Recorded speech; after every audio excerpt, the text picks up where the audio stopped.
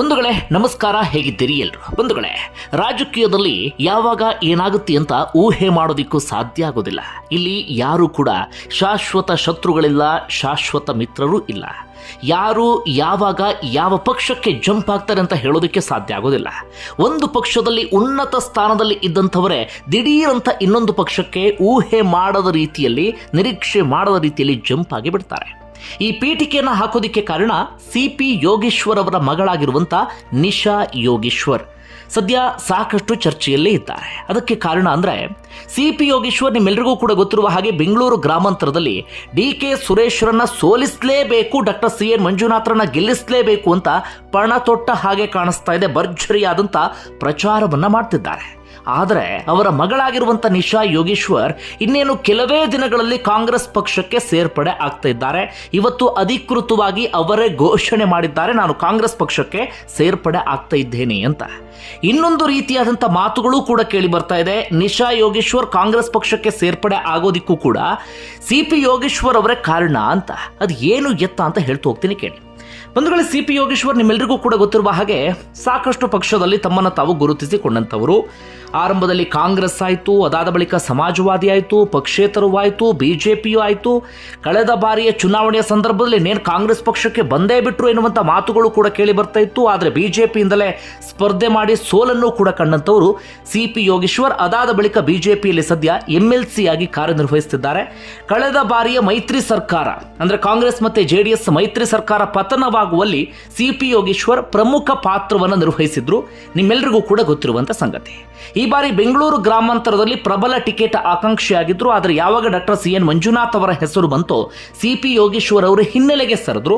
ಒಟ್ಟಾರೆಯಾಗಿ ಶತಾಯಗತಾಯ ರಾಜಕೀಯ ಶತ್ರುಗಳಾಗಿರುವಂಥ ಡಿ.ಕೆ. ಸುರೇಶ್ ಮತ್ತು ಡಿ.ಕೆ. ಶಿವಕುಮಾರ್ ಅವರನ್ನ ಸೋಲಿಸಲೇಬೇಕು ಅಂತ ಸಿ.ಪಿ. ಯೋಗೇಶ್ವರ್ ಪಣ ತೊಟ್ಟ ಹಾಗೆ ಕಾಣಿಸ್ತಾ ಇದೆ. ಆ ಪ್ರಕಾರವಾಗಿ ಡಾಕ್ಟರ್ ಸಿ.ಎನ್. ಮಂಜುನಾಥ್ ಅವರ ಪರವಾಗಿ ಕೆಲಸ ಮಾಡ್ತಿದ್ದಾರೆ. ಕ್ಷೇತ್ರದಾದ್ಯಂತ ಸಿ.ಪಿ. ಯೋಗೇಶ್ವರ್ ಕಾಲಿಗೆ ಚಕ್ರ ಕಟ್ಟಿಕೊಂಡವರ ರೀತಿಯಲ್ಲಿ ಓಡಾಡ್ತಾ ಇದ್ದಾರೆ.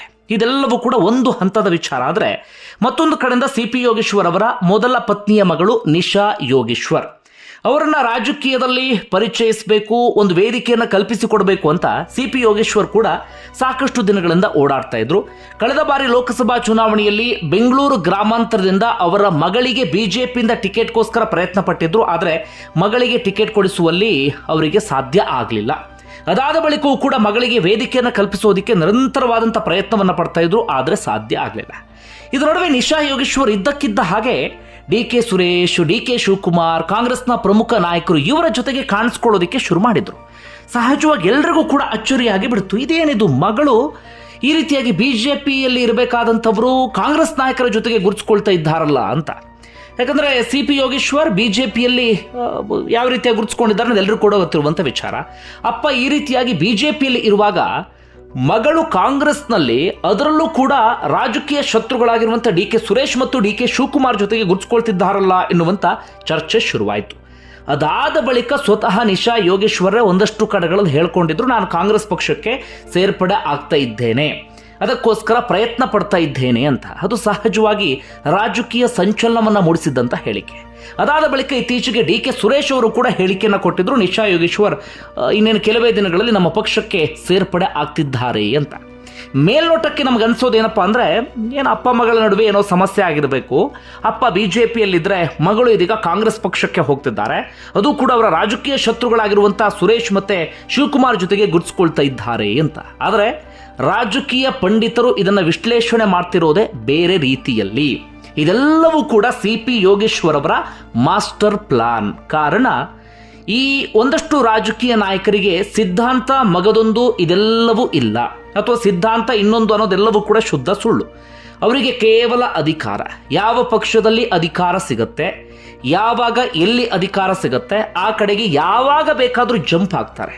ಅವರ ಸಿದ್ಧಾಂತವನ್ನು ನಂಬ್ಕೊಂಡು ಯಾರಾದರೂ ಕಾರ್ಯಕರ್ತರು ಫಾಲೋ ಮಾಡ್ತಾ ಇದ್ರೆ ಕಾರ್ಯಕರ್ತರೇ ಮೂರ್ಖರಾಗಿ ಬಿಡ್ತಾರೆ. ಯಾಕೆ ಅನ್ನೋದನ್ನು ಹೇಳ್ತೀನಿ, ಕೇಳಿ. ಬೆಂಗಳೂರು ಗ್ರಾಮಾಂತರದಲ್ಲಿ ಹೇಗೂ ಸಿ.ಪಿ. ಯೋಗೇಶ್ವರ್ ಅವರಿಗೆ ಟಿಕೆಟ್ ಸಿಗಲಿಲ್ಲ. Doctor CN. ಮಂಜುನಾಥ್ ಅವರು ಸ್ಪರ್ಧೆ ಮಾಡ್ತಿದ್ದಾರೆ. ಇದೀಗ ಸಿ.ಪಿ. ಯೋಗೇಶ್ವರ್ ಕಣ್ಣಿಟ್ಟಿರೋದು ಸುದೀರ್ಘವಾಗಿ ಅವರು ಶಾಸಕರಾಗಿದ್ದಂಥ ಚನ್ನಪಟ್ಟಣ ವಿಧಾನಸಭಾ ಕ್ಷೇತ್ರದ ಮೇಲೆ.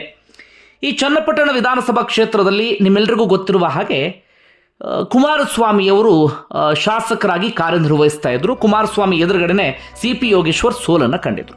ಅದಾದ ಬಳಿಕ ಮಂಡ್ಯಕ್ಕೆ ಕುಮಾರಸ್ವಾಮಿಯವರ ಹೆಸರು ಕೇಳಿ ಬರೋದಕ್ಕೆ ಶುರುವಾಗುತ್ತೆ, ಮಂಡ್ಯ ಲೋಕಸಭಾ ಕ್ಷೇತ್ರಕ್ಕೆ. ಆಗ ಖುಷಿ ಪಟ್ಟಂಥವರಲ್ಲಿ ಮೊದಲಿಗರು ಯಾರಪ್ಪ ಅಂದರೆ ಅದು CP ಯೋಗೇಶ್ವರ್. ಚನ್ನಪಟ್ಟಣದಿಂದ ಕುಮಾರಸ್ವಾಮಿ ಮಂಡ್ಯ ಕಡೆಗೆ ಹೋಗಿಬಿಟ್ರೆ, ಲೋಕಸಭಾ ಚುನಾವಣೆಯಲ್ಲಿ ಗೆಲುವನ್ನು ಸಾಧಿಸಿಬಿಟ್ರೆ ಚನ್ನಪಟ್ಟಣ ಖಾಲಿಯಾಗಿಬಿಡುತ್ತೆ, ನಾನು ಮುಂದೆ ಅಲ್ಲಿ ಸ್ಪರ್ಧೆ ಮಾಡಬಹುದು. ಅಂದರೆ ಈ ಮೈತ್ರಿ ಹೀಗೆ ಮುಂದುವರಿಯುತ್ತೆ ಎನ್ನುವಂಥ ಲೆಕ್ಕಾಚಾರವನ್ನು ಹಾಕಲಾಗ್ತಾ ಇದೆ. ಅಂದರೆ BJP ಹಾಗೆ JDSನ ಮೈತ್ರಿ, ಆ ಮೈತ್ರಿ ಮುಂದುವರಿತು ಅಂತಾದರೆ ಚನ್ನಪಟ್ಟಣದಲ್ಲಿ ಮೈತ್ರಿ ಟಿಕೆಟ್ ನನಗೆ ಸಿಗುತ್ತೆ ಎನ್ನುವ ರೀತಿಯಲ್ಲಿ CP ಯೋಗೇಶ್ವರ್ ಲೆಕ್ಕಾಚಾರವನ್ನು ಹಾಕಿದ್ರು. ಆ ಕಾರಣಕ್ಕಾಗಿ ಡಾಕ್ಟರ್ CN ಮಂಜುನಾಥ್ ಅವರಿಗೆ ಪೂರ್ಣ ಮನಸ್ಸಿನಿಂದ ಅವರು ಬೆಂಬಲವನ್ನು ಕೂಡ ನೀಡ್ತಾ ಇದ್ದಾರೆ. ಅದೇ ರೀತಿಯಾದಂಥ ಲೆಕ್ಕಾಚಾರದಲ್ಲಿ CP ಯೋಗೇಶ್ವರ್ ಇದ್ರು. ಆದರೆ 2 ದಿನದಿಂದ ಆ ಲೆಕ್ಕಾಚಾರ ಸ್ವಲ್ಪ ಮಟ್ಟಿಗೆ ಬದಲಾದ ಹಾಗೆ ಕಾಣಿಸ್ತಾ ಇದೆ. ಯಾಕಂದರೆ ಚನ್ನಪಟ್ಟಣದಿಂದ ಕುಮಾರಸ್ವಾಮಿ ಮಂಡ್ಯ ಕಡೆಗೆ ಹೋದರೂ ಕೂಡ, ಅವ್ರು ಗೆದ್ರು ಅಂತಂದರೆ ಚನ್ನಪಟ್ಟಣ ರಾಜೀನಾಮೆ ಕೊಡಲೇಬೇಕು, ಹೋದರೂ ಕೂಡ ಅವ್ರು ಪದೇ ಪದೇ ಹೇಳ್ತಿರುವಂಥ ಮಾತು, ಚನ್ನಪಟ್ಟಣವನ್ನು ನಾನು ಯಾವುದೇ ಕಾರಣಕ್ಕೂ ಬಿಡೋದಿಲ್ಲ, ಅಲ್ಲಿಯ ಕಾರ್ಯಕರ್ತರು ನನ್ನ ಬೆಂಬಲಕ್ಕೆ ನಿಂತಿದ್ದಾರೆ, ಬಹಳ ಕಷ್ಟ ಸಮಯದಲ್ಲಿ ನನ್ನನ್ನು ಗೆಲ್ಲಿಸಿದ್ದಾರೆ, ನನ್ನ ಜೊತೆಗೆ ನಿಂತ್ಕೊಂಡಿದ್ದಾರೆ, ಹೀಗಾಗಿ ನಾನು ಬಿಡೋದಿಲ್ಲ ಎನ್ನುವಂಥ ಮಾತನ್ನು ಪದೇ ಪದೇ ಹೇಳ್ತಿದ್ದಾರೆ. ಕುಮಾರಸ್ವಾಮಿಯವರ ಈ ಮಾತಿನ ಹಿಂದಿನ ಮರ್ಮ ಏನಪ್ಪ ಅಂದರೆ, ಚನ್ನಪಟ್ಟಣದಲ್ಲಿ ಕುಮಾರಸ್ವಾಮಿ ತೆರವುಗೊಳಿಸುವಂಥ ಸ್ಥಾನಕ್ಕೆ ಮೈತ್ರಿ ಪಕ್ಷದಿಂದ, ಅಂದರೆ ಈ ಮೈತ್ರಿ ಹೀಗೆ ಮುಂದುವರೆದರೆ ನಿಖಿಲ್ ಕುಮಾರಸ್ವಾಮಿಯವರನ್ನು ಕಣಕ್ಕಿಳಿಸಬೇಕು ಎನ್ನುವಂಥ ಒಂದಷ್ಟು ಪ್ಲಾನನ್ನು ಮಾಡಿಕೊಳ್ಳಲಾಗ್ತಾ ಇದೆ. ನಿಖಿಲ್ ಕುಮಾರಸ್ವಾಮಿ ಕಣಕ್ಕಿಳಿದ್ರು ಅಂತಾದರೆ ಅಲ್ಲಿಗೆ CP ಯೋಗೇಶ್ವರ್ ಅವರಿಗೆ ಟಿಕೆಟ್ ಸಿಗೋದಿಲ್ಲ. ಈ ಮೈತ್ರಿ ಮುಂದುವರಿತು ಅಂತಾದರೆ ಟಿಕೆಟ್ಗೋಸ್ಕರ CP ಯೋಗೇಶ್ವರ್ ಅವರಿಗೆ ಬಹಳ ಪ್ರಯತ್ನ ಪಡೋದಕ್ಕೂ ಕೂಡ ಕಷ್ಟ ಆಗಿಬಿಡುತ್ತೆ. ನಿಖಿಲ್ ಕುಮಾರಸ್ವಾಮಿ ಅವರಿಗೆ ಟಿಕೆಟ್ ಅಂತಾದರೆ CP ಯೋಗೇಶ್ವರ್ ಅವರು ಕೂಡ ತಲೆ ಆಡಿಸುವಂಥ ಪರಿಸ್ಥಿತಿ ಎದುರಾಗುತ್ತೆ. ಆ ಸಂದರ್ಭದಲ್ಲಿ CP ಯೋಗೇಶ್ವರ್ ಅವರೇನಾದರೂ ಕಾಂಗ್ರೆಸ್ಗೆ ಜಂಪ್ ಆಗಿಬಿಟ್ರೆ ರಾಜಕೀಯದಲ್ಲಿ ಬೇರೆ ಬೇರೆ ರೀತಿಯಂಥ ಮಾತು ಕೇಳಿ ಬರುತ್ತೆ. CP ಯೋಗೇಶ್ವರ್ ಅವರಿಗೂ ಕೂಡ ಅದು ಹಿನ್ನಡೆ ಆಗುವಂಥ ಸಾಧ್ಯತೆ ಇದೆ. ಆಗ CP ಯೋಗೇಶ್ವರ್ ಅವರು ರೂಪಿಸಿದಂಥ ಮಾಸ್ಟರ್ ಪ್ಲಾನ್ ಏನಪ್ಪ ಅಂದರೆ, ಮಗಳನ್ನು ಕಾಂಗ್ರೆಸ್ಗೆ ಕಳುಹಿಸಿದ್ರೆ ಮಗಳನ್ನು ಕಾಂಗ್ರೆಸ್ನಿಂದ ಚನ್ನಪಟ್ಟಣ ಕ್ಷೇತ್ರಕ್ಕೆ ಕಣಕ್ಕಿಳಿಸಬಹುದು. ನಿಖಿಲ್ ಕುಮಾರಸ್ವಾಮಿ ಮೈತ್ರಿ ಪಕ್ಷದ ಅಭ್ಯರ್ಥಿ ಆದರೆ ಮಗಳು ಕಾಂಗ್ರೆಸ್ನಿಂದ ಟಿಕೆಟನ್ನು ಪಡೆದುಕೊಂಡ್ರೆ ಮಗಳ ಪರವಾಗಿ ತಾನು ಶ್ರಮವನ್ನು ಹಾಕಿ ಮಗಳನ್ನು ಗೆಲ್ಲಿಸಿಕೊಂಡು ಬರುವಂಥ ಪ್ಲಾನನ್ನು CP ಯೋಗೇಶ್ವರ್ ಮಾಡಿದ್ದಾರೆ. ಇಂಥದ್ದೊಂದು ಮಾಸ್ಟರ್ ಪ್ಲಾನ್ ಬಗ್ಗೆ ಇದೀಗ ರಾಜಕೀಯ ಪಂಡಿತರು ವಿಶ್ಲೇಷಣೆಯನ್ನು ಮಾಡ್ತಾ ಇದ್ದಾರೆ. ನೋಡಬೇಕು ಇದು ಯಾವ ರೀತಿಯಾಗಿ ಆಗುತ್ತೆ, ಏನು ಎತ್ತ ಅಂತ ಹೇಳಿ. ಒಟ್ಟಾರೆಯಾಗಿ CP ಯೋಗೇಶ್ವರ್ ಅವರ ಈ ಪ್ಲಾನ್ಗೆ ಒಂದಷ್ಟು ರಾಜಕೀಯ ವಿಶ್ಲೇಷಕರೇ ಸುಸ್ತು ಹೊಡೆದು ಹೋಗಿದ್ದಾರೆ. ನೋಡೋಣ ಮುಂದೆ ಏನೆಲ್ಲ ಬೆಳವಣಿಗೆ ಆಗುತ್ತೆ ಅಂತ. ಇದು ಒಂದು ಪ್ರಮುಖ ಬೆಳವಣಿಗೆ ಆದರೆ ಇವತ್ತು ಮತ್ತೊಂದು ಪ್ರಮುಖ ಬೆಳವಣಿಗೆ ಗಮನ ಸೆಳೆಯಿತು. ಅದು ತೇಜಸ್ವಿನಿ ಗೌಡ ಅವರಿಗೆ ಸಂಬಂಧಪಟ್ಟ ಹಾಗೆ. ತೇಜಸ್ವಿನಿ ಗೌಡ ಹಿಂದೆ ಅತಿ ಹೆಚ್ಚಾಗಿ ಗಮನ ಸೆಳೆದಿದ್ದು 2004 ಲೋಕಸಭಾ ಚುನಾವಣೆಯಲ್ಲಿ ಕನಕಪುರ ಲೋಕಸಭಾ ಕ್ಷೇತ್ರ, ಈಗಿನ ಬೆಂಗಳೂರು ಗ್ರಾಮಾಂತರ, ಆಗ ಕನಕಪುರ ಲೋಕಸಭಾ ಕ್ಷೇತ್ರ, ದೇವೇಗೌಡರ ವಿರುದ್ಧ ಸ್ಪರ್ಧೆ ಮಾಡಿ ಗೆಲುವನ್ನು ಸಾಧಿಸಿದ್ರು. DK ಶಿವಕುಮಾರ್ ತೇಜಸ್ವಿನಿ ಗೌಡ ಅವರನ್ನ ಕಣಕ್ಕಿಳಿಸಿ ದೇವೇಗೌಡರ ವಿರುದ್ಧ ಗೆಲ್ಲಿಸಿಕೊಂಡು ಬಂದಿದ್ರು. ಅದಾದ ನಂತರ ಬದಲಾದ ರಾಜಕೀಯದಲ್ಲಿ BJPಗೆ ಸೇರ್ಪಡೆ ಆಗಿದ್ರು. BJPಗೆ ಸೇರ್ಪಡೆ ಆದ ನಂತರ BJPಯ ಸಿದ್ಧಾಂತವನ್ನು, BJPಯ ಪಕ್ಷವನ್ನು ಪ್ರಬಲವಾಗಿ ಡಿಫೆಂಡ್ ಮಾಡ್ಕೊಂಡು ಬರ್ತಾ ಇದ್ರು. ನೀವು TV ವಾಹಿನಿಗಳ ಡಿಬೇಟ್ನಲ್ಲಿ ಗಮನಿಸಿರ್ತೀರಿ ಅಥವಾ ಬೇರೆ ಬೇರೆ ಸಂದರ್ಭದಲ್ಲಿ ಗಮನಿಸಿರ್ತೀರಿ, ಎಷ್ಟರ ಮಟ್ಟಿಗೆ ಪಕ್ಷವನ್ನು ಸಮರ್ಥನೆ ಮಾಡ್ಕೊಳ್ತಿದ್ರು ಅಥವಾ ನರೇಂದ್ರ ಮೋದಿ ಅವರನ್ನ ಸಮರ್ಥನೆ ಮಾಡ್ಕೊಳ್ತಾ ಇದ್ರು ಅಂತ.